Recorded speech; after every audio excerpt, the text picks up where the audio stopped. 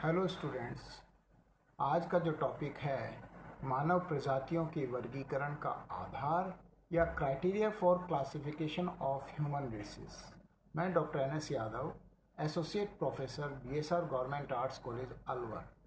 ये जो मानव प्रजातियों के वर्गीकरण के आधार का जो टॉपिक है, ये BA part second paper second human geography या मानव भूगोल का एक महत्वपूर्ण टॉपिक है। तो मानव शास्त्रियों ने प्रजातियों का वर्गीकरण मानव की शारीरिक बनावट के विशिष्ट लक्षणों के आधार पर किया।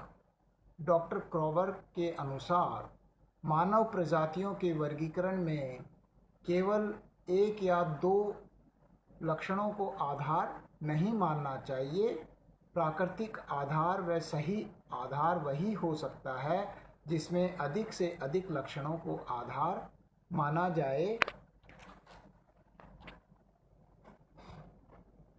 जो लक्षण महत्वपूर्ण हैं उन पर कम महत्व के लक्षणों की अपेक्षा अधिक ध्यान दिया जाए, यानी कि जो महत्वपूर्ण लक्षण हैं उनके ऊपर अधिक ध्यान दिया जाना चाहिए डॉक्टर क्रॉबर के अनुसार। इसलिए आवश्यक है कि कोई एक लक्षण प्राय विभिन्न प्रजातियों में मिल सकता है, जैसे कि त्वचा का रंग है या ब्लड ग्रुप है, तो इसके अलावा एक से अधिक लक्षणों के ऊपर जोर देना चाहिए प्रजातियों के वर्गीकरण में। जिन शारीरिक लक्षणों के आधार पर प्रजातियों का निर्धारण किया जाता है उन्हें दो श्रेणियों में विभक्त किया जा सकता है। पहला तो है बाह्य या ऊपरी लक्षण या अनिश्चित लक्षण। दूसरा है आंतरिक कंकाल या संरचनात्मक लक्षण या निश्चित लक्षण। तो जो बाह्य लक्षण है वो अनिश्चित लक्षण है। क्योंकि इनके ऊपर पर्यावरण का प्रभाव देखने को मिलता है, जबकि आंतरिक लक्षण जो है वो निश्चित लक्षण है। उसके अंदर आपके नेजल इंडेक्स है, सेफलिक माथे का सूचकांक है, नाक का सूचकांक है, ब्लड ग्रुप है, जो कि एक निश्चित लक्षण है जो कि एक प्रजाति को दूसरे से अलग करती है। तो बाह्य लक्षणों में मुखाकृति, शारीरिक कद, त्वचा का रंग, नेत्रों का रंग, होठ का आकार, बाल की बनावट आदि होते हैं। तो ये जो लक्षण हैं, जैसे शारीरिक कद, त्वचा का रंग, नेत्र का रंग, होठ का आकार, ये सब बाहरी लक्षण हैं। इनको अनिश्चित लक्षण भी कहा जाता है। जबकि आंतरिक लक्षणों में कपालधारिता, नासिका सूची, रक्त समूह और शरीर की हड्डियों के ढांचे आदि आते हैं। इन्हें यंत्रों की सहायता से नापा जाता है। यंत्र कौन से हो गए? जो जैसे वर्नियर कैलिपर है, कंपास है या मानव मापक यंत्र आदि। अनिश्चित लक्षणों में हम उन सभी लक्षणों को सम्मिलित करते हैं जिन पर पर्यावरण का प्रभाव निश्चित लक्षणों की अपेक्षा अधिक पड़ता है। इनका माप किसी यंत्र से संभव नहीं है। तो दो प्रकार के लक्षण हो गए, निश्चित लक्षण और अनिश्चित लक्षण। इनका अब हम विस्तार से चर्चा करेंगे। बाह्य लक्षण जो हैं वो अनिश्चित लक्षण, जैसे त्वचा का रंग। तो इसमें त्वचा के रंग की दृष्टि से विश्व की प्रजातियों में बड़ी विभिन्नता पाई जाती है। मनुष्य की त्वचा में मेलेनिया, कैरोटीन और हीमोग्लोबिन की मात्रा कम और अधिक होने के कारण त्वचा का रंग काला, पीला या लाल हो सकता है। जब त्वचा में सबसे अधिक मेलेनिया पाया जाता है तो मनुष्य का रंग काला मिलेगा। जब कैरोटीन की अधिकता होगी तो रंग पीला मिलेगा, और जब हीमोग्लोबिन की अधिकता होगी तो रंग गोरा मिलेगा। और इसी आधार पर इनका वर्गीकरण किया जा सकता है। भूमध्य रेखा से जैसे जैसे हम उत्तर और दक्षिणी ध्रुव की ओर जाएंगे तो जलवायु में परिवर्तन के कारण मनुष्य की त्वचा का रंग काले से और श्वेत होता जाएगा। भूमध्य रेखा के ऊपर काला, क्योंकि तापमान सूर्य की किरणें सीधी पड़ती हैं तो तापमान अधिक होने की वजह से स्किन या जो चमड़ी का त्वचा का रंग है वो काला मिलेगा। जैसे जैसे उत्तर और दक्षिण ध्रुव की ओर जाएंगे तो रंग काले से और हल्का भूरा और फिर सफ़ेद की तरफ या रंग पीला होगा, पीले के बाद में फिर गेहुआ होगा और गोरा होगा। तो इस प्रकार से क्योंकि वहाँ पर उत्तरी ध्रुव और दक्षिणी ध्रुव पर तापमान कम पाया जाता है तो जलवायु के परिवर्तन के कारण मनुष्य की त्वचा का रंग काले से श्वेत होता जाता है। तो इनके हेडन ने त्वचा के वर्ण के आधार पर अलग अलग प्रजातियों का वर्गीकरण किया है। श्वेत त्वचा यानी कि गोरे रंग वाले काकेशियस प्रजाति के पाए जाते हैं, जो कि उत्तरी गोलार्ध में, जो कि उत्तरी ध्रुव और दक्षिणी ध्रुव के नज़दीक यानी पश्चिमी यूरोप, पश्चिमी रूस, एशिया तथा भूमध्य सागरीय लोग। पीली त्वचा या पीत वर्ण वाले लोग जो है मंगोलियन प्रजाति के लोग पाए जाते हैं, जिसमें एशिया, उत्तरी अमेरिका, दक्षिण अफ्रीका के लोग। और शाम या काला वर्ण ये भूमध्य रेखा के नज़दीक रहने वाले लोग, जैसे निग्रोइड हैं, निग्रोइड जाति, जिसमें कि ये ज़्यादातर विषुवत रेखीय प्रदेशों में जैसे अफ्रीका में पाए जाते हैं, अफ्रीका, ऑस्ट्रेलिया। इसमें निग्रो, निग्रिटो और पैपुआ और मलेशियन जनजाति, मलेशियन द्रविड़ और ऑस्ट्रेलियाई जनजातियाँ मुख्य हैं। तो ये जो इसके हिसाब से जो लक्षण हुए त्वचा के हिसाब से, उसके बाद में दूसरा आता है बालों की बनावट के आधार पर। जो बालों की बनावट के आधार पर जातियों का वर्गीकरण में इनके जो बालों की जो क्रॉस सेक्शन है, हेडन के अनुसार बालों की आकृति मानव के वंशानुक्रम में लगातार चली जाती है। बालों की आकृति दो रूप में सूचक माना जाता है, बालों का उदरकाट या क्रॉस सेक्शन और शरीर के चर्म में जड़ों की थैलियाँ कितनी मुड़ी हुई हैं, यानी कि उनके आधार पर। तो हेडन ने विश्व की प्रजातियों को मुख्यतः तीन प्रकार के उन प्रजातियों में मुख्यतः तीन प्रकार के बाल पाए जाते हैं, जैसे सीधे बाल, सीधे, मोटे, कड़े और लंबे बाल। ये ज़्यादातर मंगोल प्रजाति में पाए जाते हैं। अमेजन बेसिन के रेड इंडियन लोगों व पूर्वी द्वीप समूह के लोगों में इस प्रकार के बाल पाए जाते हैं। चिकने, तरंगमय और घुंघराले जो बाल हैं ये यूरोप, पश्चिमी एशिया, भारत, उत्तरी अफ्रीका, ऑस्ट्रेलिया में पाए जाते हैं। और ऊन जैसे काले बाल ये जो उलझे हुए और घने होते हैं ये निग्रो, निग्रिटो, बुशमैन, पैपुआ, मेलेनेशियन लोगों में पाए जाते हैं, जो कि भूमध्य रेखा के नज़दीक रहते हैं। तो इस प्रकार से इन्होंने जो बालों की आकृति के आधार पर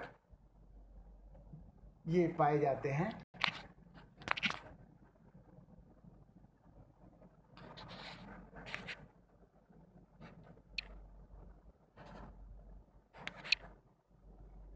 इसके बाद में शरीर का कद, तीसरा जो पॉइंट है, शरीर का जो कद है, मानव प्रजातियों के अनुसार वर्गीकरण करने में शरीर के कद को भी सम्मिलित किया जाता है। शरीर का कद के मतलब ये इसमें वर्गीकरण भिन्न भिन्न श्रेणियों में विभाजित किया है।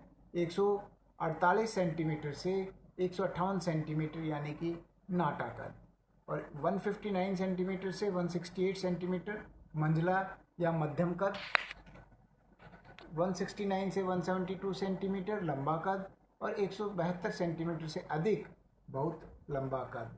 तो इसके आधार पर भी प्रजातियों का वर्गीकरण किया गया है। कैसे?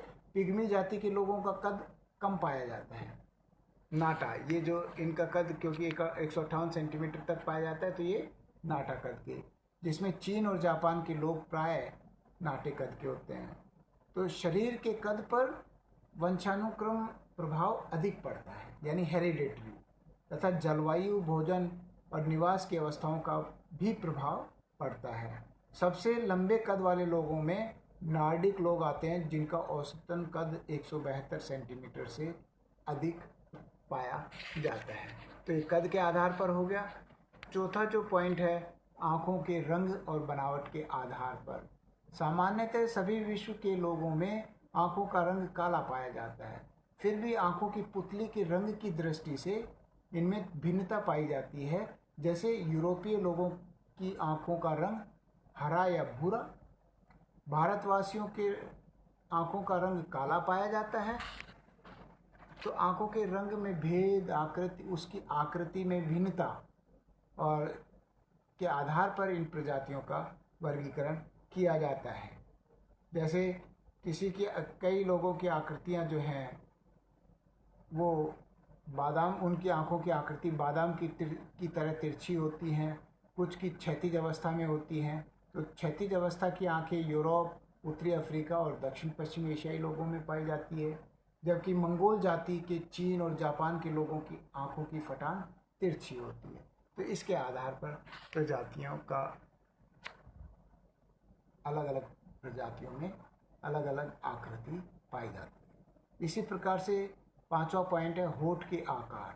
होठों का आकार प्रजातियों के अनुसार भिन्न भिन्न पाए जाते हैं। निग्रोइड और पश्चिमी अफ्रीकी देशों के में होठों की झिल्ली का अंश अत्यधिक मोटा होता है। उनके होठ बहुत मोटे होते हैं, किसके? निग्रोइड के और पश्चिमी अफ्रीकी देशों के। इनके होठ फूले हुए और बाहर की ओर थोड़े से लटके हुए रहते हैं। अन्य लोगों में होठ सामान्यतः पतले और कम मोटे होते हैं। तो इसके आधार पर होठ के आधार पर भी वर्गीकरण हो गया। तो एक प्रजाति के अंदर हम उनका वर्गीकरण करते हुए कई लक्षण देखते हैं। एक लक्षण से हम अंदाजा नहीं लगा सकते, तो इसमें आंतरिक और बाह्य लक्षण दोनों को देखकर और फिर उस प्रजाति का वर्गीकरण हम करते हैं। ये जो आंतरिक लक्षण हैं, आंतरिक लक्षण ज़्यादा महत्वपूर्ण हैं, क्योंकि इसमें ये वंशानुक्रम आते हैं और हेरिडिटरी, और ये इनसे पुख्ता प्रजाति के बारे में पता चलता है। जैसे सिर की बनावट या कपाल सूचकांक। ये जो सिर की बनावट या कपाल सूचकांक है, यानी कि माथे का वर्नियर कैलिपर से इसका नाप लिया जाता है, जिसको कि शॉर्ट में CI बोलते हैं, सेफलिक इंडेक्स के हिसाब से।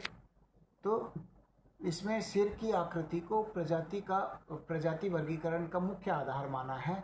और कपाल इंडेक्स कैसे निकाला जाता है? सिर की चौड़ाई बटे सिर की लंबाई, सिर की चौड़ाई और फिर सिर की लंबाई गुणा में 100। इससे 100 से गुणा करने पे इसका जो CI जो कपाल सूचकांक है वो प्रतिशत में निकलेगा। और इसके आधार पर कैलकुलेशन करके नाप निकालने से हमें ये पता चलता है जिन लोगों का सेफलिक इंडेक्स 75% से कम है उनका लंबा सिर होगा। जिनका सेफलिक इंडेक्स 75 से 80 के बीच में है उनको मध्यम सिर वाला बोलेंगे, और 80% से अधिक सेफलिक इंडेक्स है तो चौड़े सिर वाला या छोटे सिर वाला। तो इसके आधार पर प्रजातियों का वर्गीकरण किया गया है। जैसे लंबे सिर वाले मेलेनेशियन, निग्रो, एस्किमो, निग्रोइड, अमेरिकी इंडियन, उत्तर व दक्षिण यूरोप के निवासी और द्रविड़ लोग, ये जो भूमध्य रेखा के नज़दीक मिलते हैं वो लोग इनके लंबे सिर वाले बोलते हैं इनको। दूसरा मध्यम सिर वाले में बुशमैन है, हॉटेंटोट्स है, भूमध्य सागरीय लोग हैं, नार्डिक हैं, एनु आदि। और छोटे सिर वाले जो आल्प्स पर्वत के आसपास कार्पेथियन, तुर्क, तुंगस, मंगोल जाति, ये जो है ये छोटे सिर वाले। तो ये सेफलिक इंडेक्स के आधार पर इनका वर्गीकरण किया जाता है। इसी प्रकार से दूसरा जो लक्षण है वो नाक की आकृति। इसको बोलते हैं नाक की आकृति, यानी कि नाक की भी नेजल इंडेक्स बोलते हैं इंग्लिश में, NI। इसमें नाक की लंबाई और चौड़ाई के प्रतिशत के अनुपात के आधार पर ये ज्ञात किया जाता है कि उसका नेजल इंडेक्स क्या है। वही नाक की चौड़ाई गुणा नाक की चौड़ाई बटे नाक की लंबाई गुणा में 100। तो ये प्रतिशत में ही निकलेगा क्योंकि गुणा में 100 है। इस सूचकांक के आधार पर मनुष्य की नाक पतली, चौड़ी और मंझली इसके हिसाब से निकाली गई है। यानी कि जिनका नेजल इंडेक्स 85% से अधिक है उनकी चौड़ी नाक, जिनका नेजल इंडेक्स 75% से 85% के मध्य है उनकी मध्यम चौड़ी नाक, और जिनका नेजल इंडेक्स 75% से कम है उनकी पतली नाक। तो इसके आधार पर प्रजातियों का वर्गीकरण किया गया है। जैसे चौड़ी नाक व चौड़ा नासिका छिद्र दोनों का ही गर्म व आर्द्र जलवायु से संबंध है। शीत शुष्क प्रदेशों में नासिका छिद्र संकड़े होते हैं। काकेशस निवासी सामान्यतः संकड़ी नाक वाले और निग्रो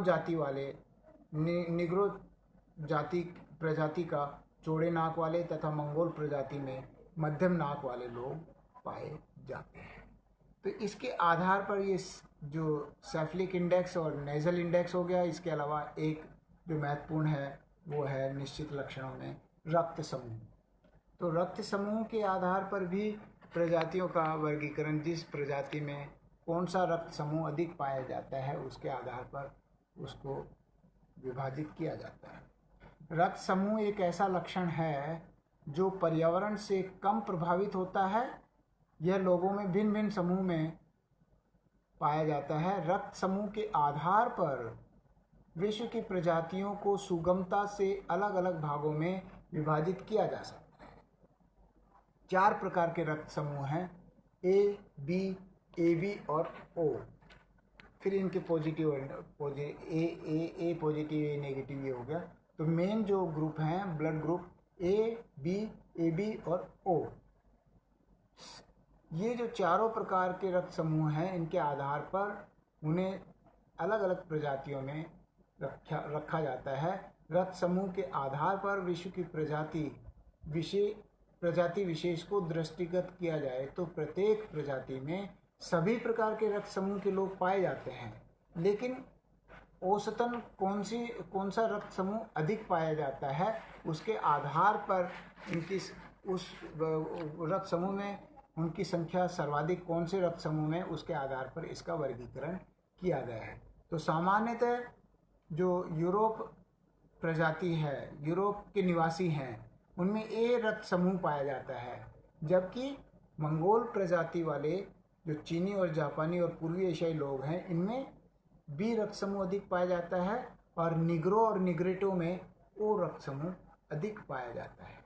तो इसके आधार पर ब्लड ग्रुप के आधार पर इनका वर्गीकरण किया गया है। उपर्युक्त प्रजाति वर्गीकरण के आधार पर किसी एक को सर्वमान्य नहीं कहा जा सकता। सभी आधारों पर हम प्रजातियों को विभाजित करते हैं।